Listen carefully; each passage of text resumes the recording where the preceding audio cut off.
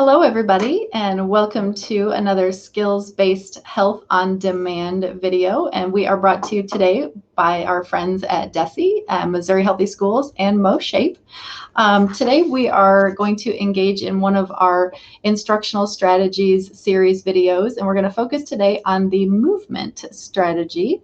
And I am Kim Goforth. I am the Health and PE coordinator up in the Columbia Public Schools, and I am here with my good friend Brad. Hi, Brad. How are you? Hey, I'm doing great. I'm the Health and PE coordinator in Springfield Public Schools and happy to be here. Excellent. Good to see you again, Brad.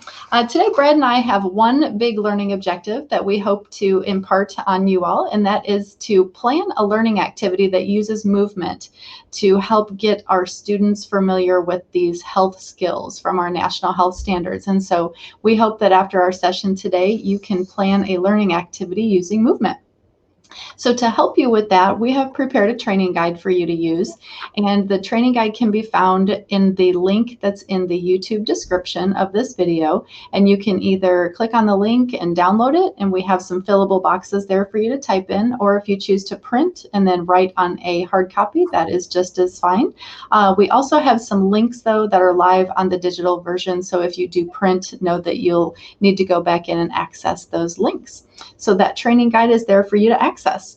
So Brad, movement. This is near and dear to our hearts as PE teachers. So talk to us a little bit about movement as an instructional strategy. Yeah, and you'll see the language a lot, active classroom, through some of the slides, and that's just the language that I use in Springfield Public Schools. I'm a big advocate and very passionate about helping teachers, not just health teachers or PE teachers, but all classroom teachers learn the benefits of an active classroom and some strategies that can be found in an active classroom. And so the big why for me is broken down into 5 different benefits. I think one of the biggest things is that students that can move, have the opportunity to move, are more motivated, and you see engagement go up. And we know that academic improvement goes up if we have more engaged learners. Research shows that student behavior improves. It also will strengthen your classroom cohesion and the trust and the team building in your classroom. We know the relationship between physical activity and the reduction of stress and anxiety, not only for our students, but also our teachers. And then I think probably most importantly, in the eyes of education, is that we improve the student and teacher concentration and academic performance, because we know that we can't spend a lot of time on something if it doesn't have an impact on academic performance. And so that is often forgotten when it comes to including movement. I think many times in the education community, if they see us add movement, they think that, well, they're just doing that because it's fun. And no, this is being done because it is improving the academic performance of our students. And so those are the 5 benefits that I like to share. Here is some common research that's shared. I think the image on the right, we've seen this before, that image of the brain after a 20-minute walk. You see those darker colors of brain engagement and brain activity, and then you see that image on the left with a less active brain after sitting quietly. And then that graph on the left is just proof, and it's just, don't take my word for it. There's lots of research out there that activity level and fitness level results to higher academic test scores. So when we organize classroom movement, we want to look at it in 3 different paths. We have one that's brain boost, and I think this is most commonly done. Unfortunately, a lot of times what we see is a brain break. And so you see a classroom teacher get through their instruction, and there's 5 minutes left before the bell rings, and so I am going to let them do a Go Noodle video or an exercise video as a brain break. Although as long as it's not the last period of the day, it may serve as a brain boost for the next classroom teacher. But if we want to be selfish, we want to use a brain boost, which that means we are intentionally planning that movement before our direct instruction, or before we're going to ask students to be seated for a longer period of time. The second path would be using movement within our classroom structures. If you check out the cooperative learning video in this series, you'll see some other examples of how you can use cooperative learning structures that include movement, but this is using movement as a way of facilitating the learning in our classroom. And then path 3 is we're actually embedding the movement as part of the learning. So the example there is if we're learning about refusal skills, there's a movement or signal with each step of that refusal skill. So the learning is actually taking place with the movement. So those are the 3 pathways that are commonly used, and we use a little bit different organization within Springfield Public Schools, but I think this is the easiest way to understand movement within the classroom setting. Yeah, absolutely. Those are great whys. Like, why is movement, such a great and powerful instructional strategy? So good stuff. Now, it's not the easiest to plan for every lesson, especially depending on teachers' personal learning spaces. And so here's a few tips for implementing this movement strategy into your lessons. So first, start those lesson planning ideas without movement. And so if you already have those in place, fantastic. Then layer on where you can use that movement. And so start with like worst case scenario, I'm not going to put any movement here, then start to layer. So that comes first.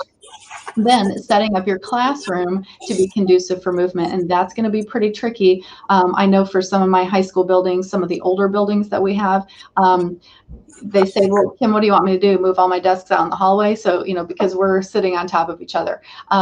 We will talk about that because it can be an obstacle. But if you're very mindful about how you do set your classroom desks up or chairs or tables, with movement in mind, we'll get there. Only use movement about 1 or 2 times a class, depending on your class. If you have a block schedule, if you have some of those big 90 minutes, you probably need to double that. But there has to be some concentrated time, but like Brad spoke to, the difference between a brain break and a brain boost. And so layer those in appropriately during that class period. Have quick movement options when you notice that they need a little bit of a boost. Make some quick ones. A lot of hand stuff and arm stuff to get their arms above their head a little bit, I think is a real nice add there for a quick movement. And then use different forms of that movement. And so if they're transitioning to different parts of the classroom, I think that's one piece, or if it's different kinesthetic movements that students can do. If you think about hips sitting in a chair, you may not have to get across the room to move your hips, but if you can say, put your knees on the underneath side of your desk real quick and engage the hip flexors, things like that. So just do different movements throughout your class period. And then be very clear on rules and expectations. You get kids moving too close to each other, what it means to not touch someone when you walk by them, even if it's to flick their ear, let's not. So have some very clear rules on how you're going to transition from one space to the next, and your body awareness. Have some rules around that. And then use some cues, be it verbal cues or your own physical cues. I've had teachers that I've seen before use where their physical body is in the classroom signifies something else, kind of the quiet space mentality. So, but identify your cues and then set that up in some of your procedures and routines. So those are some tips to get this movement strategy implemented into your classroom. So Brad, any adds there on the tips? The other thing that I forgot to include earlier is that one of my favorite tips from Eric Jensen is that the recommended amount of direct instruction time should not be too much higher than the age of your student. So if you're working with a 15-year-old high school health student, really 15 minutes would be about the max that student can really be at the high level of engagement without any movement. Now, that doesn't mean movement doesn't mean we have to get up and work out. It just means something simple to break up longer than 15 minutes of direct instruction. So Kim, I'm going to pick on you for a second. It could be as simple as using a pointer finger, Kim, and pointing that at your nose and using the other hand to grab your earlobe. Okay, now Kim, now switch. Dang it. Brad, I'm not on my game. Okay, switch. Switch. Switch. Switch.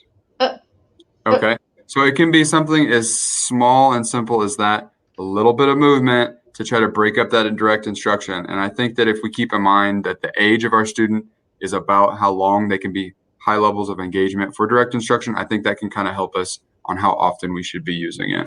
Yeah, that's a good one. Yeah, I remember hearing that now. And boy, off my game, Brad. Ooh, Okay, that was impressive. You picked up thanks quick. for the challenge. Thanks for the challenge. All right, so we're going to give you just a minute to do a little opening activity there. We've talked a lot about the why, and we know if you also teach PE, you know the power of movement through just brain research as well. So what are some of your takeaways that you're reflecting on here? And on page 1 of your training guide, list some of those things that you've heard that really you connected with. So take a couple minutes there and do that. And then we are going to dig in here, and Brad's going to walk us through some practice. How does that look to implement movement into teaching one of our health skills or one of our health standards? So we're going to start today with standard 2, and that is analyzing influences. And Brad's going to walk us through a 9-12 grade span example here. And standard 2 talks about students being able to analyze the influence of family, peers, culture, media, technology, and other stuff, and how those all affect their health behaviors. And so, Brad, this is a big one. So analyzing influence is pretty big when you've got that laundry list. So talk to us a little bit about how we can use movement to achieve this standard. Yeah, and to just provide a little bit of more context, I'm going to just review real quickly the RMC Health Skill Guide teaching progression. And notice that the sub-skills for this step 1 identify our influences. So first, we just need to be able to identify who are my influences. So we need to be able to define influence and the different types of influences. And then we need to identify internal and external influences. And some great guiding questions are, what influences are present in my life? How am I influenced by the people and things around me? These are big questions, and it's proof. If you look down at the performance indicators, there's a whole bucket full of them, and we're not going to go through all those, but that's just how meaty this standard can be. And so we're going to just go through a couple structures that I love to incorporate movement into classrooms and to my adult trainings as well. And it's called a this or that. It's commonly used by physical education teachers as an instant activity or a warm-up. But the great thing in the health education classroom is that we a lot of times have a projector set up. And a lot of times we're already using PowerPoints or Google Slides within our lessons.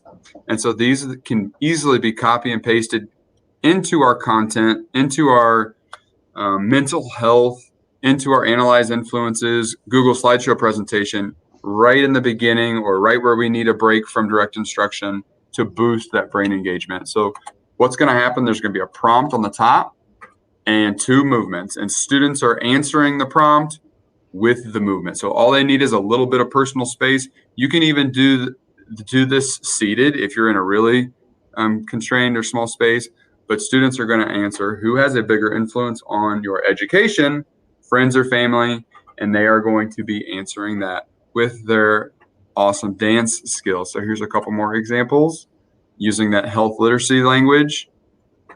I pulled this from the RMC Health Skill Guide, so I'm using that language from RMC Health Skill Guides to help me. So social media influences my daily behaviors or education. More than likely, they both are. So we're really challenging our students to analyze because they only get to pick one. And so they're going to, again, answer the prompt with their movement. So these are already created. All I have to do is change the prompt to fit my content, change the answers. What friend would you choose to make a positive influence on your life? So again, we're using content or maybe images that they would find engaging or be interested in, and we're really picked 2 bad characters from a movie that they've probably seen, and we're asking them, what friend would you choose to make a positive influence on their life? And then if we can take the time to have them explain why, we're going to increase the depth of knowledge there. Now, if our only priority is to include movement, you don't have to take that time. You can go quick through these slides in about 30 seconds, and you've included an opportunity for them to practice analyzing influences and get a movement in. And so another tip and trick of mine, Kim, is that if you're going to do this or that with movement, a lot of teachers will say, well, my students just won't calm down after I spend 1 minute on them dancing or moving, but it takes me 2 minutes to calm them back down. So I like to end this or that with a yoga this or that. And so it helps them collect themselves, and it's already calming them back down within the movement break. And it's good for balance and posture and all those other great things. Right. Maybe some breath work too. Absolutely. Inhale 4. Yeah. Right. And so this is a structure that I shared in the cooperative learning as well, but adding movement to finding a partner, finding an MVP partner, handing up, pairing up, using the movement, brushing off the uniform or flexing. It's going to help me remember my partner. And we all probably use partner structures already in our classroom. Let's just add some movement to those partner structures to have some fun and to engage that brain. So once they've found that MVP partner and they've flexed or wiped off their uniform, now we're going to try one of my favorite structures, which is called RPS Win and Ask. So if me and Kim are MVP partners, we're going to play rock, paper, scissors, and the winner gets to ask a question. So Kim, are you ready? I'm ready. I'm a rock, paper, scissors, throw kind of guy. Okay, you ready? All right. Rock, paper, scissors, throw. Tie. Rock, paper, scissors, throw. Okay, so Kim beat me. So she has to ask me the question from the scissors box because she won with scissors. Right. Got it. So Brad, she would, yeah, go ahead, Kim. How do your influences impact your behavior?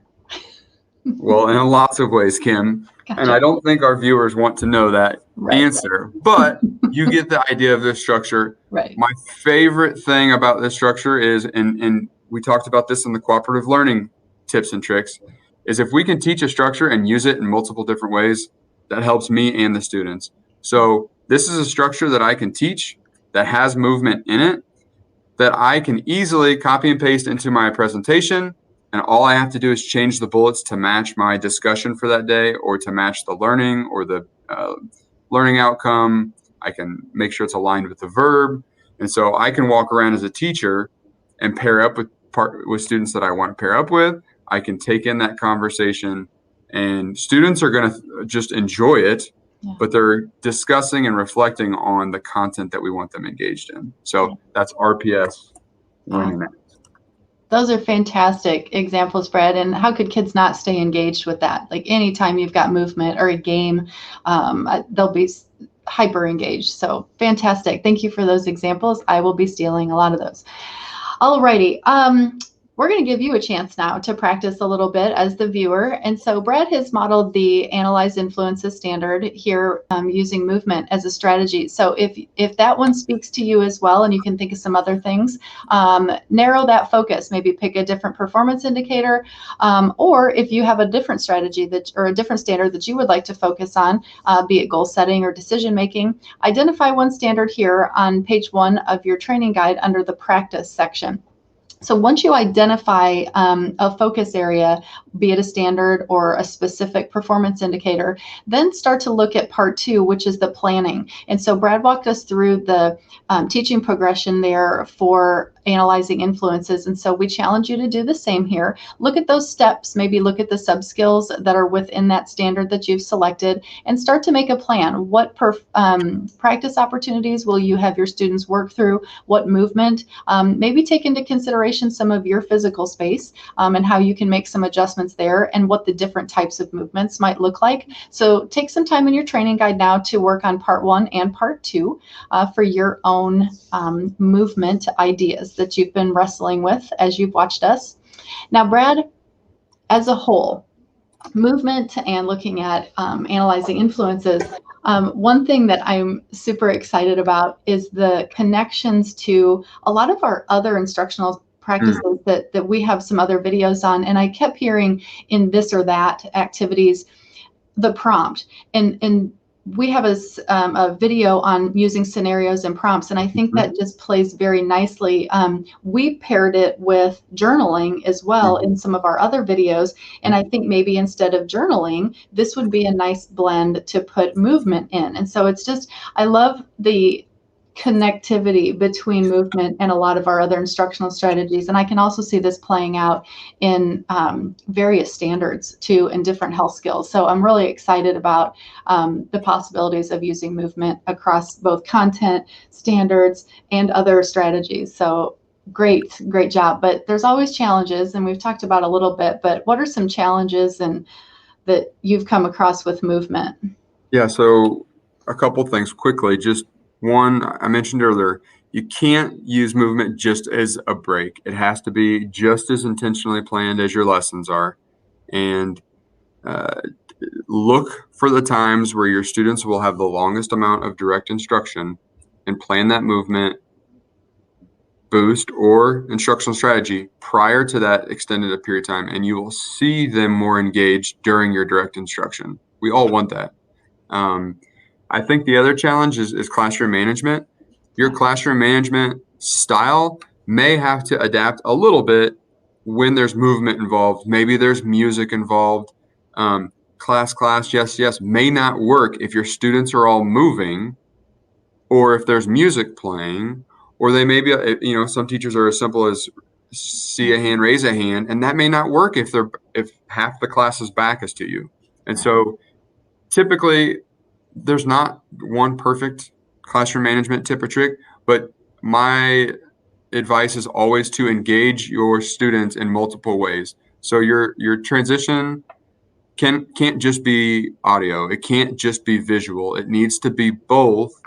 And if it can be movement based too, where they're doing something with their hands and you've engaged all three different areas, that's probably going to be where you're the most successful. So that would be what I would recommend to overcome a classroom management challenge. Yeah, great idea, because that gets real when you're moving that many kids in maybe a tight space. So great tip. All right, we want you to take some time to reflect on this entire video. What makes you excited about the learning activity that you have outlined in parts 1 and 2 of your training guide? And then what challenges that you may face, and then maybe some ways to combat those things. So take a couple minutes and finish that part up on your training guide. And that wraps us up. And here's some other sessions that we have videos on. And we've mentioned a lot of these other instructional strategies videos, so go check those out. If you haven't checked out the 2 intro videos, we have those listed there. And then if you want a little bit deeper dive into some of the national standards that we have talked about today, we have videos on those as well, and you can access those on the MOSHAPE YouTube playlist. And we hope that you'll join us for another few of those. And again, we thank DESE, Missouri Healthy Schools, and MOSHAPE. And Brad, I thank you for all of your expertise in this area, and we hope to see you guys again soon. Thank you. See you, everybody.